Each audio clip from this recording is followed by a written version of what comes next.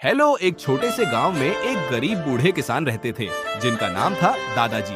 दादाजी दादाजी हर दिन खेत में मेहनत करते, लेकिन फसल कम होने की वजह से घर में खाने की परेशानी रहती थी। एक दिन सुबह सुबह दादाजी खेत जोत रहे थे, तभी हल किसी कठोर चीज से टकराया। उन्होंने मिट्टी हटाई तो वहाँ एक पुराना चमकता हुआ मटका निकला।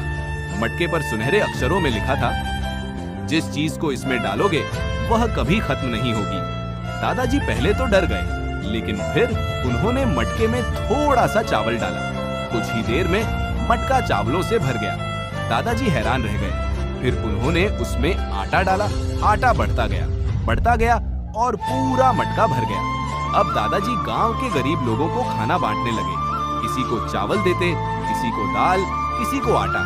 पूरा गांव खुश रहने लगा। लेकिन गांव का लालची जमींदार यह सब देखकर जलने लगा।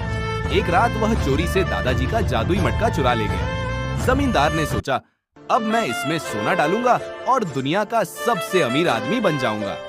उसने मटके में एक सोने का सिक्का डाला। अचानक सिक्के बढ़ने लगे, इतने बढ़े कि पूरा कमरा भर गया, फिर पूरा घर भर गया। जमींदार डर गया और चिल्लाने लगा, बचाओ बचाओ। तभी मटका चमकने लगा और वापस उड़कर दादाजी के पास पहुंच गया। दादाजी समझ गए कि यह मटका केवल अच्छे और दयालु इंसान के लिए काम करता है। उस दिन के बाद दादाजी ने उस मटके से पूरे गांव की मदद की और गांव में कभी किसी को भूखा नहीं सोना पड़ा।